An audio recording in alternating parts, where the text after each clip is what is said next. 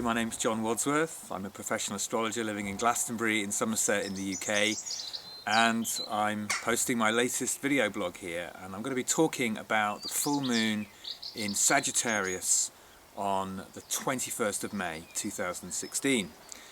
Now, we're at an interesting time in the year.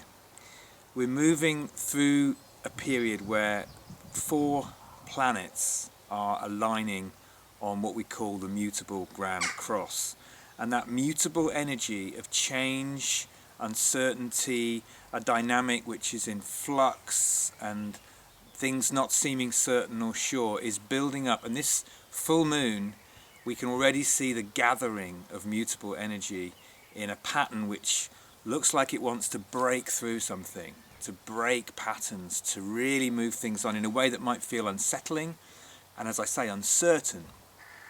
But this full moon carries within it a polarity that must be dealt with before we can really enter into the crux of the year, I think, which happens around June the 5th at the new moon in Gemini. So let's start with this full moon.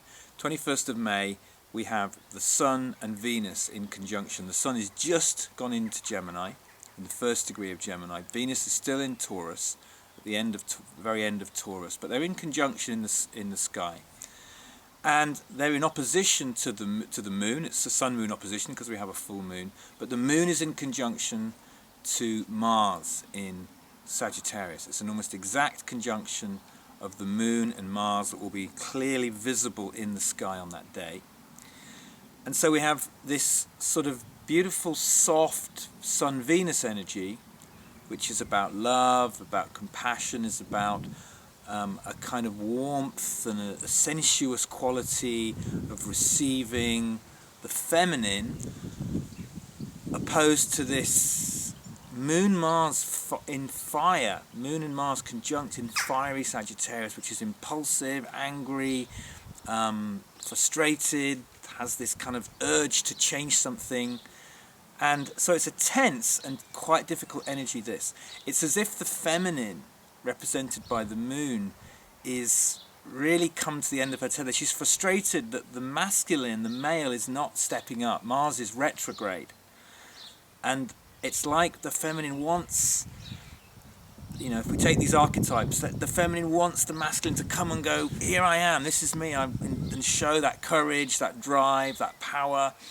And it's not happening, and it's not been happening for a while. And this is kind of a crux point for it over this full moon.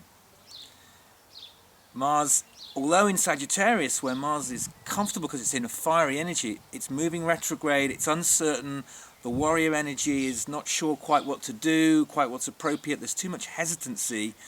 And when Moon and Mars come together, there's always an explosive, kind of tense, instinctive quality, and need to a reactive quality.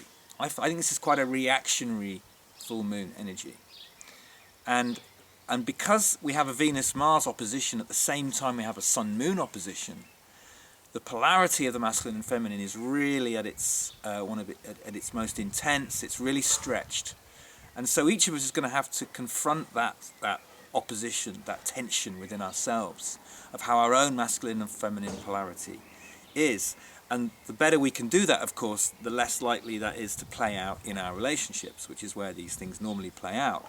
Now, that requires a level of consciousness, a level of awareness, a level of personal responsibility, so that doesn't become messy in our relationships. But the key theme, because we have the Sun, and we have this lovely Sun-Venus conjunction Venus is very comfortable in Taurus. The feminine really needs that kind of that sense of being connected to nature, to the body, to be held, to have that physical connection. And the Sun in Gemini is bright and lively and looking for the variety and the interest that's around. But the fact that the Sun and Venus are conjunct here is a real, it's like the masculine wants peace, the feminine wants war. It's a really interesting dynamic, because if we take the archetypes of the Sun being the masculine with that Venus energy coming in, it's like there's an appeasement coming from from the masculine side of ourselves and from the masculine polarity within a relationship. And yet the moon has this kind of, she's red with passion, with fire. She wants action, she wants to go, she wants to leap into something, a new part of the adventure. She's adventurous, she's impulsive, she's excited, but she's looking for something more. And it's a tricky one, this. There's great potential here for raising of awareness, but it's going to take a level of consciousness to do that. So inevitably this gets played out in relationship, and the more conscious we can be of the fact that these dynamics exist within us, within each one of us, and not within, it's not the other person's fault. It's not the fault of the man or the woman here. It's something within ourselves that we need to address. Woman to look at the masculine part, the animus. Man to look at his anima, at his own relationship to his feminine, and somehow find some peace in that, rather than looking to appease the woman or the feminine in himself. So this is a big theme here. It's tricky, but there's great potential for healing here as well, of course. Now, just to say something as well about this alignment on the Grand Cross that's coming up. At the moment we have it as a T-square with Jupiter in Virgo, Saturn in Sagittarius. A lot of retrograde energy here. These planets in retrograde, there's a lot of contradiction around. There's a lot of uncertainty in these core principles.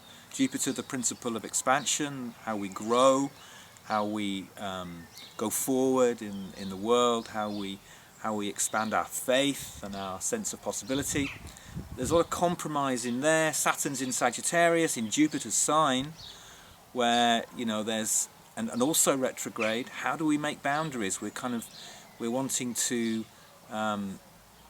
there's a tension there between with our integrity as well. How do we stay in integrity? How do we go forward?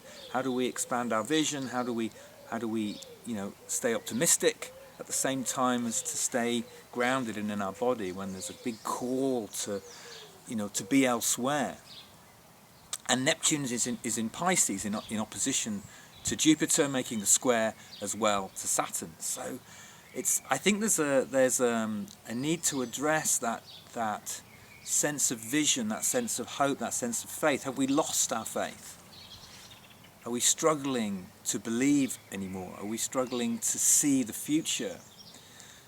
And yet there's this longing to transcend it all. There's this longing to let go of the struggle for material security, to that sense of how do we live in the world without compromising our vision. These kind of themes are strong, and there's a lot of change. There's this, as we move toward the new moon on the 5th of June. The Sun, Moon and Venus make a conjunction on the 5th of June in Gemini, in exact opposition to Saturn, with both those with that axis of opposition then square to the Jupiter-Neptune opposition in Virgo Pisces. So we have the 4 mutable signs all lined up with 6 planets involved. 6 of the planets involved in that square. That's very tense. I think it's what we've been building toward this year. Mutable T-squares are very different to mutable Grand Cross is very different to a fixed Grand Cross, which we've experienced in recent times. The mutable one is much more unsettling. It makes us confront how things change. We can't depend on the structures of our lives so much, because things are in a state of flux, and the more we can go with the flow, the more we can allow things to move as they need to. It's a lot about transformation. It's a lot about allowing changes to happen in our lives rather than fighting against them. And yet at the same time, because it's a Grand Cross, we feel the insecurity of that as well at the same time. So there's blessing here. There's big lessons big lessons about trusting that change is the only constant, that things always move, that things are always in a state of movement. With Neptune involved, there's a lot of relinquishing attachment, letting go of expectation, releasing our assumptions about others, about the world, about the way the world should be, or about the way that each one of us should be. How can we release that, let go of that, go with the flow? Sounds easy, doesn't it, to say that, but it is challenging. These are challenging times. But to come through this and to have the realizations that are always possible at sort of key times like this. It's another one of those kind of portal moments, I think, stepping through this doorway as we go through the summer and allowing that raising of awareness, allowing ourselves to hold these tensions, these polarities within ourselves, not just project them out onto the people around us and onto the situations around us, and to recognize that we carry this polarity within us, and that's okay. It's really okay, and we're okay within that. That's all I've got to say for now. I'm going to post again another film about the Grand Cross, because it obviously deserves some time dedicated to it in its own right. But I hope you find that helpful, hopefully inspiring. I wish you well. Thank you for watching.